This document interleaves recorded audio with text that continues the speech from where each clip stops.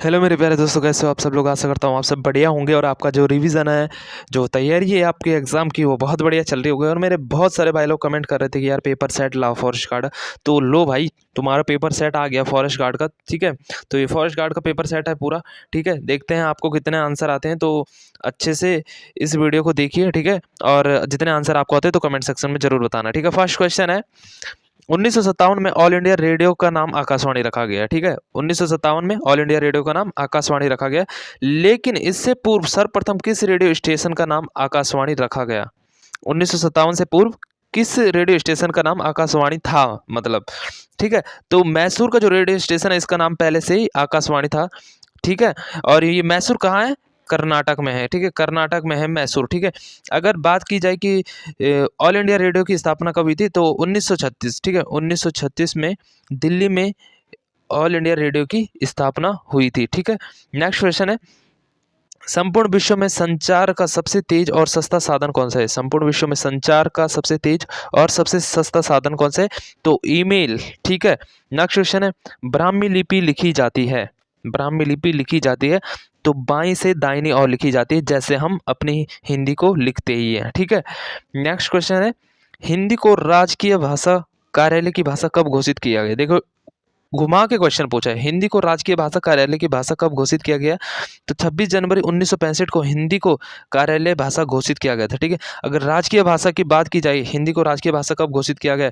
तो 14 सितंबर 1949 को। ठीक है, 14 सितंबर 1949 को हिंदी को राजकीय भाषा का दर्जा मिला था। ठीक है, इसीलिए 14 सितंबर को हिंदी दिवस मनाया जाता है। ठीक है, कौन सी भाषा भारतीय संविधान की 8वीं अनुसूची में नहीं दी गई? कौन सी भाषा भारतीय संविधान की 8वीं अनुसूची में नहीं दी गई? तो अंग्रेजी भाषा भारतीय संविधान की 8वीं अनुसूची में नहीं है। आई 8वीं अनुसूची में कितनी भाषाओं को मान्यता दी गई है? भारत में केवल 22 भाषाओं को मान्यता मिली हुई है। ठीक है, नेक्स्ट क्वेश्चन है, अष्टछाप के सर्वश्रेष्ठ भक्त कवि के रूप में किसका नाम लिया जाता है? अष्टछाप के सर्वश्रेष्ठ भक्त के रूप में किसका नाम लिया जाता है? तो कुम्मन दास का नाम लिया जाता है। ठीक है, सर्वश्रेष्ठ भक्त के रूप में। और अष्टछाप का जहाज किसे कहा जाता है? तो सूरदास को कहा जाता है। ठीक है, अष्टछाप का जहाज सूरदास जी को कहा जाता है। ठीक है, सूरदास और कुम्मन दास दोनों किसके शिष्य हैं? वल्लभाचार्य के। ठीक है, वल्लभाचार्य के शिष्य हैं दोनों। ठीक है, नेक्स्ट क्वेश्चन है, जहां उपमेय में उपमान का निषेध रहित अर्थात आरोप किया जाता है, वहां होता है। जहां उपमेय में उपमान का निषेध रहित होता है, यानी कि रूपक अलंकार। ठीक है, रूपक अलंकार, जब हम किसी के सौंदर्य रूप की बात करते हैं तो रूपक अलंकार वहां पे होता है। ठीक है, नेक्स्ट क्वेश्चन है, कान कटाना मुहब्बरे का अर्थ है। कान कटाना मुहब्बरे का अर्थ है तो चतुर होना इसका अर्थ है। ठीक है, नेक्स्ट क्वेश्चन है, छेपक।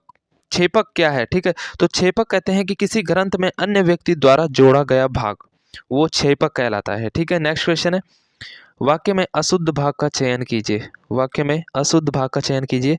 तो अशुद्ध भाग कौन सा है? इसे पढ़ते हैं, वह निसंदेह पूर्वक कहा जा सकता है कि आत्मकथा लिखना जीवनी लिखने से भी कठिन काम है। तो ये लिखने की जरूरत नहीं है यार, वह निसंदेह पूर्वक। ठीक है, हमारा काम इतने से ही हो जाना था। ठीक है, आत्मकथा लिखनी जीवनी लिखने से भी कठिन काम है। ठीक है, तो पहला इसका गलत हो जाएगा। ठीक है, नेक्स्ट क्वेश्चन है, निम्नलिखित में से कौन सा अर्ध विराम चिन्ह है? निम्नलिखित में कौन सा अर्ध विराम चिन्ह है? तो फर्स्ट वाला इसका राइट आंसर हो जाएगा, ये अर्ध विराम चिन्ह है। ठीक है, नेक्स्ट क्वेश्चन है, कमल का पर्यायवाची शब्द है। कमल का पर्यायवाची शब्द है तो पदम इसका राइट आंसर हो जाएगा। कमल का पर्यायवाची शब्द कौन सा है? पदम है। ठीक है, नेक्स्ट क्वेश्चन है, काम का नाम बताने वाले शब्द को क्या कहते हैं? काम का नाम बताने वाले शब्द को क्या कहते हैं? तो क्रिया कहते हैं। ठीक है, नेक्स्ट क्वेश्चन है, मैं खाना खा चुका हूँ, इस वाक्य में भूतकालीन भेद इंगित कीजिए। मैं खाना खा चुका हूँ। ठीक है, तो ये कौन सा भूतकाल है? पूर्ण भूतकाल है। काम क्या है? पूर्ण हो चुका है। ठीक है, नेक्स्ट क्वेश्चन है, मात्रानंद शब्द में कौन सी संधि है? मात्रानंद शब्द में कौन सी संधि है? अब दीर्घ संधि मत बोल देना, देखो तरा है, आधा रा लगा हुआ है ये। ठीक है, मात्रानंद शब्द में कौन सी संधि है? तो यण संधि है। ठीक है, यण संधि इसका राइट आंसर है। ठीक है, नेक्स्ट क्वेश्चन है, चिन्मय का विलोम शब्द है। चिन्मय का विलोम शब्द क्या हो जाएगा? जड़। ठीक है, चिन्मय का विलोम शब्द जड़ हो जाएगा। नीचे, ठीक है, नीचे दिए गए विकल्पों में से तत्सम शब्द का चयन कीजिए।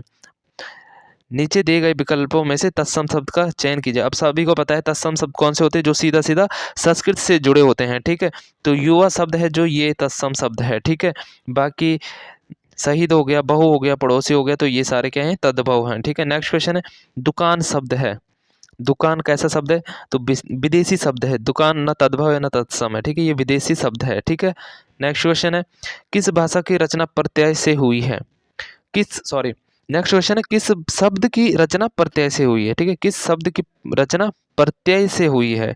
ठीक है, तो पहाड़ी जो शब्द है ये प्रत्यय से हुई है। नेक्स्ट क्वेश्चन है, दिन व दिन रसायनों के अप्रत्याशित प्रभाव सामने आ रहे हैं, दिन व दिन रसायनों के अप्रत्याशित प्रभाव सामने आ रहे हैं।